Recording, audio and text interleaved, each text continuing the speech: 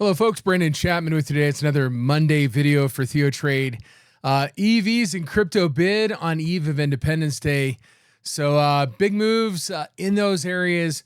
We're really focusing on the idea that the short squeeze is continuing specifically in those areas. Some of it driven by, pardon the pun, driven, but some of it driven by actual deliveries on the part of RIVN and Tesla.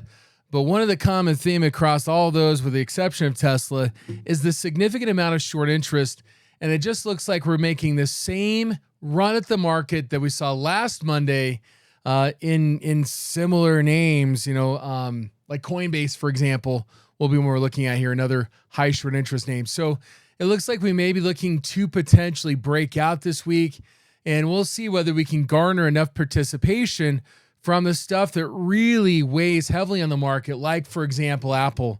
Apple's a stock the last week we talked about. I called out bullish call activity on Apple, which makes sense. You think the market's going to go higher, you probably are long Apple or getting long Apple. And it made a big move on Friday of last week.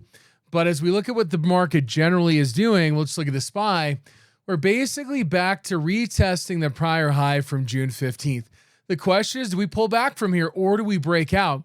If you're to look at the economic data, the ISM manufacturing data came out today, a 46 handle, right? I mean, this is in contraction for basically the 8th month in a row. How often do you have that kind of track record or trend of 8 consecutive months of contraction in manufacturing?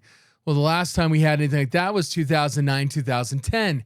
And so it just puts into perspective how generally weak the economy is, but the market has become detached.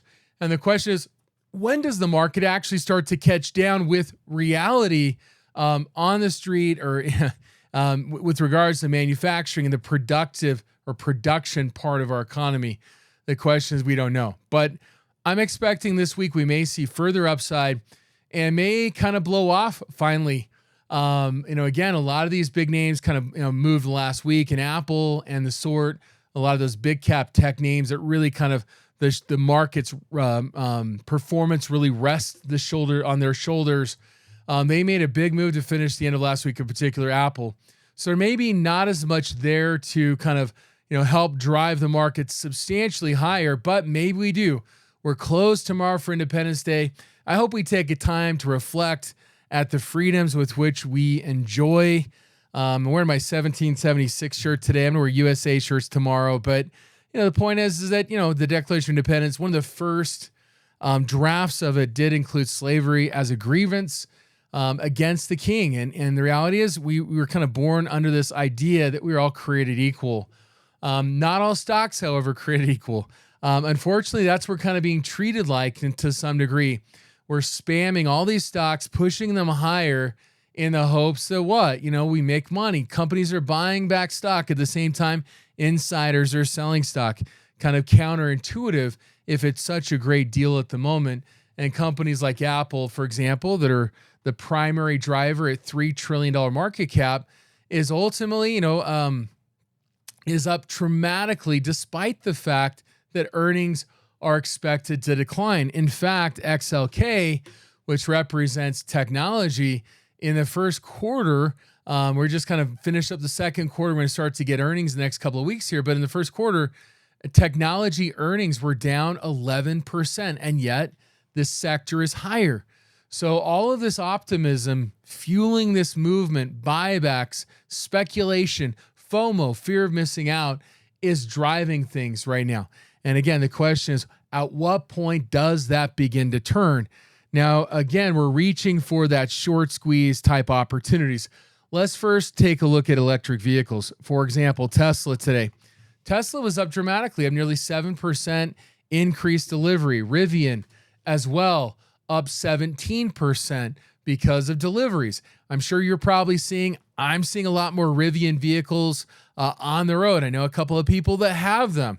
Didn't get to pick all the features and color that they wanted, but so far they're happy with them and having them, and they do look nice. However, can they make money at it? That's the other question. But RIVN up dramatically today. What accounts for the difference in the movement between Tesla and RIVN? Well, it's got to come down to the fact that RIVN has 16% short interest, meaning that there's a lot of people that have sold the stock short. And in these kind of days, they go to cover and the movement can be dramatic. And sometimes the short squeezes can be much larger in magnitude. And Rivian really hasn't had one that was really dramatic yet, unlike GameStop and other companies that do or have had some big short squeezes. But if we look at kind of the range here, you start to kind of project out, and we blew through the 161, 261s at about $22, maybe $30 to the upside. So at this stage, looking at, probably if you're trading it, hoping for 30. Now, when you have companies that do have high short interest, it does allow you typically to buy some out of the money spreads. So for example, for July, do we see rising volatility? And the answer is yes. Can we get to 30 here in a couple of weeks?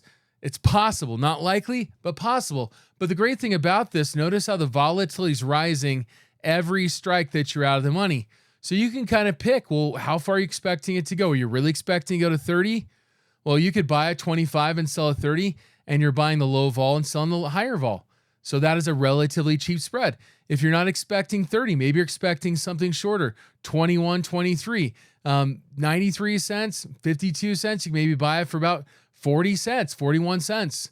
So again, you can go with the lower strikes if you want, right? Cost you a little bit more, but the risk to reward is pretty significant if we continue to see the movement and the shorts continue to get squeezed. So the point being is low risk, high reward, benefiting and profiting by the positive vol skew. Notice how the volatility is flattish out here, right? So we see the upside vol skew because they're buying calls and selling puts to hedge, and these create conditions where out of the money call spreads can work. It's just out of the money means you have low probability, but there is some opportunity because of the lower cost, because of the positive skew. Now, Tesla doesn't have the same impact, right? It doesn't have the same type of skew, generally speaking, but guess what? Actually, you do have that in Tesla, right? You do see rising volatility. So even in a stock like Tesla, you can still benefit by the upside potential squeeze in these stocks, not necessarily squeezed by virtue of a short interest in a stock like Tesla. It's been squeezed in the past, but the speculation, the out of the money call option buying is helping to drive this. And for today, this week, 7 July, you'll see the out of the money call option activity here at the 280 strike, mostly bought. So again, this is helping to fuel that gamma, not by virtue of squeezing the shorts and creating kind of a gamma squeeze because of the shorts covering, right? A short squeeze. This is actually a gamma squeeze because of the options that are traded on it, right? People buy calls. Option makers have to short stock. They're short the calls, and so therefore to hedge they have to go long stock. That's that kind of gamma squeeze that can happen just by virtue of this significant amount of call option activity, and the reason why the vol is rising out here. There's a lot of out of the money call option buying, and we're creating this kind of upside skew even in Tesla, which is a really large company, large market cap. But again, there's a lot of speculation right now. Now you might take this contrarian and say, well, these out of the money calls are pretty juicy. You could look at Delta and say, well, what if I went out here a little bit, 74 days? Let's look at the Delta here. Could you sell out of the money calls? This probably isn't for the faint of heart. Probably need a large account to accomplish this, but you could potentially get about $2, right, for 441 strike. And again, notice how the volatility is at 60% out here, whereas the at the money is at 53. So again, there's opportunity in selling some out of the money premium out here if you feel comfortable with that. Otherwise, you could flip it around, speculate maybe that we do make that upside move. Okay. And so again, I think this is an interesting position, and it's spilling over to other EVs. For example, XPeng. This has made a very nice move here over the last 4 days. But today, this is an August expiration out here, $20 strike price. Let me just bring up the open interest. $20 way out here, 21,000 contracts. Again, hoping for what? A major squeeze in this stock by August 1. Looking at the implied volatility, is volatility rising? The answer is yes. You don't have to go way out of the money and buy these calls. You could construct a spread. So a smaller account, keep it $1 wide. Bigger account, maybe you can spread it out a little bit. But the idea being is that, probably not buying just a directional call, constructing a spread, maybe a way to efficiently and maybe with a little bit of edge, capitalizing the rising volatility, buying the lower vol, selling the higher vol, and something like XPeng. XPeng has about 7.9% short interest, which is relatively high. Now you get low float stocks, maybe over 20% in those circumstances would be more significant. But again, if you have higher floats, you can go with a little bit lesser short interest. Finally, so let's look at Fisker. Actually, I got two more. Fisker's just barely coming off the lows. And, you kind of go back here, the stock's had some pretty big squeezes in the past, short squeezes. 14, almost doubled in price. Here, 840 shot up to 23.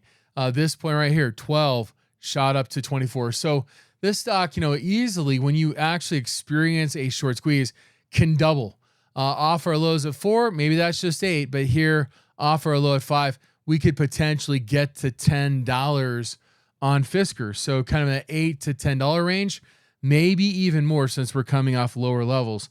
Fisker has 35% short interest and its short ratio is 9.4 days. What that means is that the amount of short volume out there, the amount of shares short is about 9 times the average volume on Fisker. And so again, this just shows a lot of catalysts that could really drive this stock if the shorts go to cover. And then you start to compound that with the gamma possibility or gamma squeeze just due to the option trade that's happening. And if we look at FSR, this is for this week of 7 July.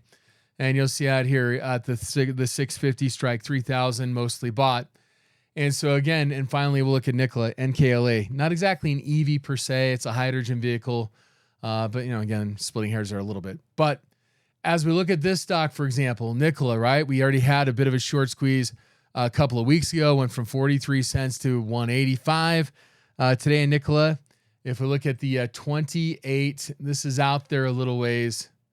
Sorry, looking at the wrong thing. 28 July, sorry. That's not the one I was thinking of.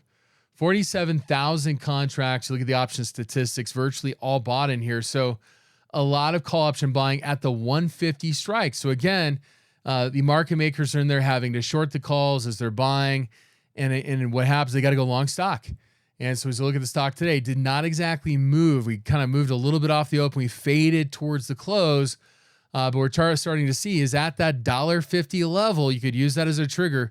This could create a bit of a gamma squeeze and short covering and could drive the stock higher. 17% short interest, about 1.88 days. A lot of volume helping to absorb some of that short covering. So it may not be quite as impactful, but guess what? Could we get to $4? Absolutely, it's a possibility. So you could see maybe over a double. And as we look at, the option implied volatility is out of the money options, again, rising vol structure.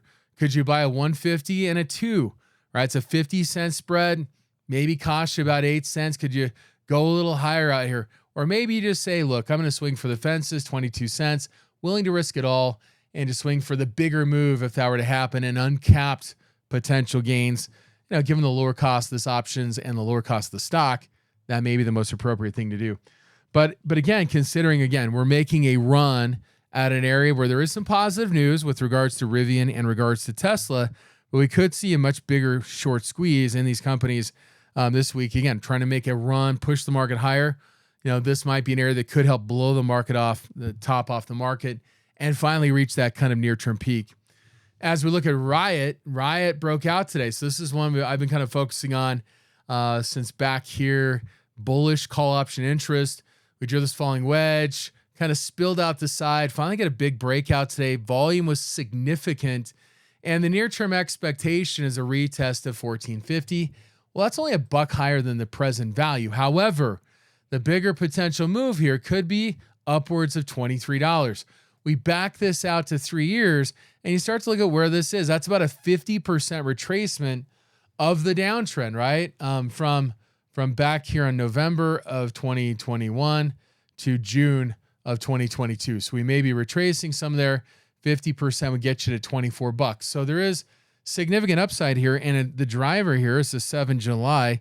There's 16% short interest, 1.53 days. So again, a lot of volume that could potentially absorb the short covering. However, again, we're adding fuel to the fire for this week.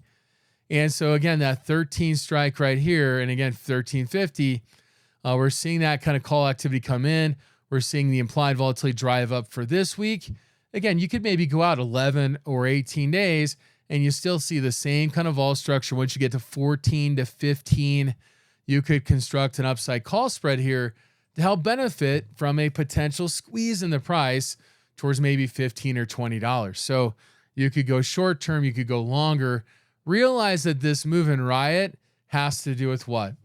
It has to do with the outlook for Bitcoin. If we look at /BTC, Bitcoin had already made its big breakout, but as we enter the 4th of July tomorrow, Independence Day, again, the notion, can Bitcoin provide independence? Can it allow for cross-border payments? Can it allow for someone to break outside of maybe the tyranny that in some areas in particular, that currencies and specifically digital currencies and the control that governments can exercise over that? Does this give you the opportunity to break outside of that? Is this poised for a big move as the strictures on our movement, our ability to do and buy and et cetera, does it provide the privacy? We'll see. We're going to provide those tests going forward here. But it has gained more adoption from institutions and other things. There is the risk that the dollar starts to strengthen and maybe some of the FOMO or fear of missing out may start to wane, the speculative side of things. This is a paper market for Bitcoin. And so again, this can create some leverage. And when that leverage starts to get pulled, margins increase. This does create significant potential for volatility. So as a function, we're probably looking at these stocks as relatively short-term opportunities. So again, looking at the potential continuation in this move, something I've gone over a few times with the option activity over the last couple of weeks with my sessions. This is something to consider. Mara as well. So the breadth here in terms of the option activity are spilling over. So Mara, this is one we've been on since June 20th back here in terms of option activity. Even before that, we got the breakout, we got the continuation. I set the target back here on the break of $18. We're marching towards that point.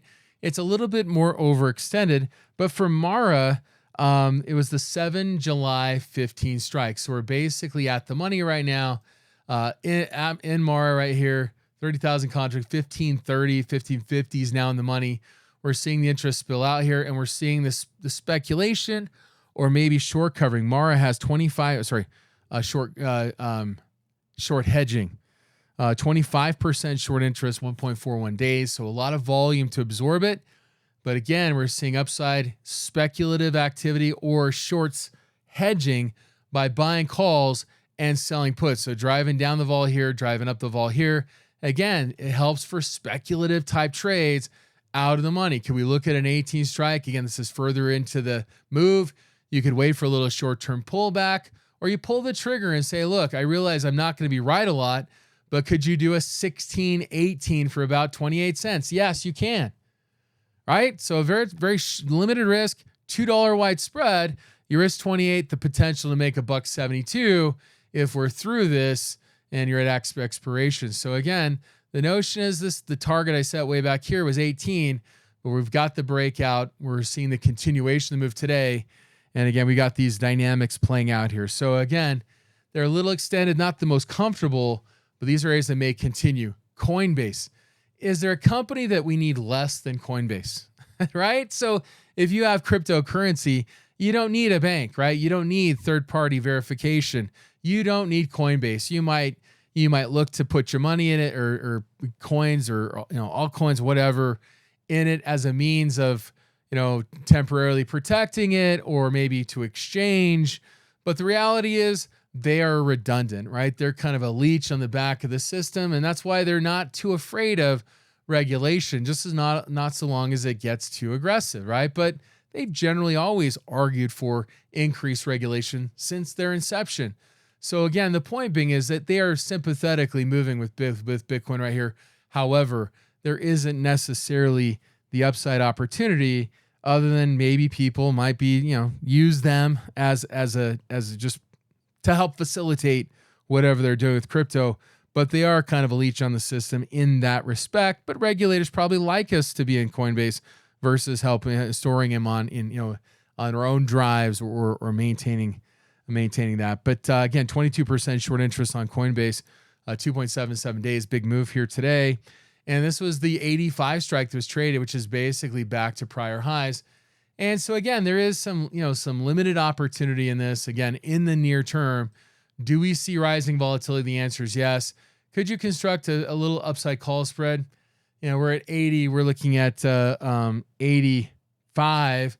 Yeah, you can, right? You can do an out of the money spread here and just benefit from if we see just a continuation through 85 or 285, just an out of the money spread here. The pricing is relatively reasonable. The only problem is we're pretty extended here. And again, today's buying may turn into tomorrow's selling or Wednesday's selling. So we'll see what happens. We've got Fed minutes, some stuff that could drive the dollar this week. I want to hit a couple others before I wrap up. The first is Beyond Meat. And again, this does kind of fit into the notion of a short squeeze, 42% short interest, 7.6 days. So this does have less volume to absorb the short covering and could create a bigger squeeze in the price. You'll see back here went from 30 to 44 literally in 2 days, right? So this is the kind of movement you can experience. There's been some intermittent call activity. Today was one of those days, and it did not result in a big major move in Beyond Meat. But this is one for at the 14 strikes. So not much out of the money. If we come in here to the 7 July expiration, 14 strikes. So again, we start to see this move at or in the money.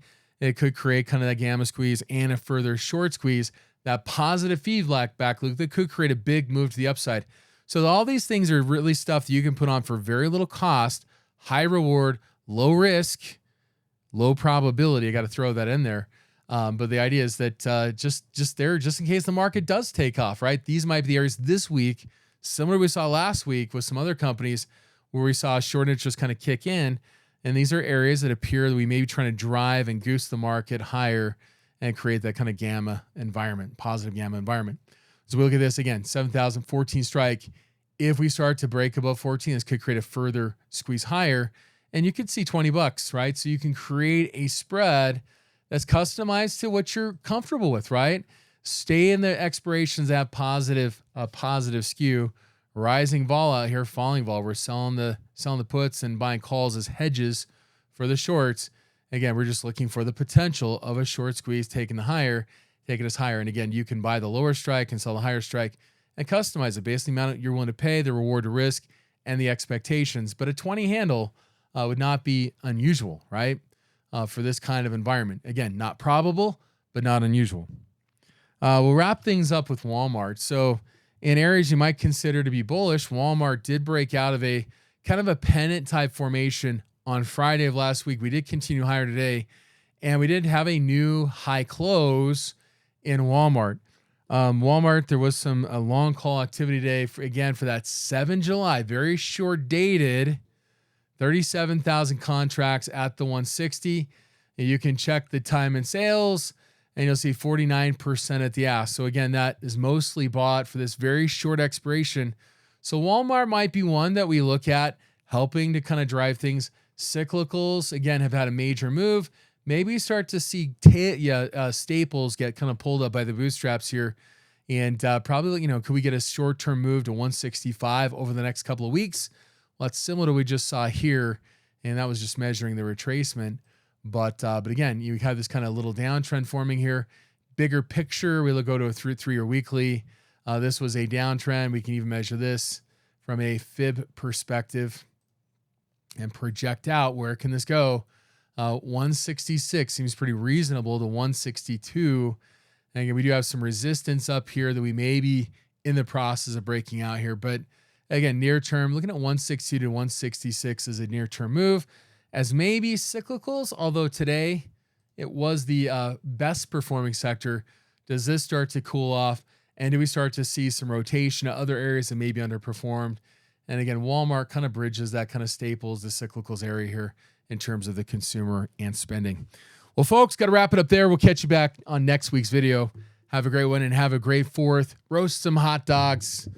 make some burgers. I saw a stat talking about, what states are searching for what to put on the barbecue.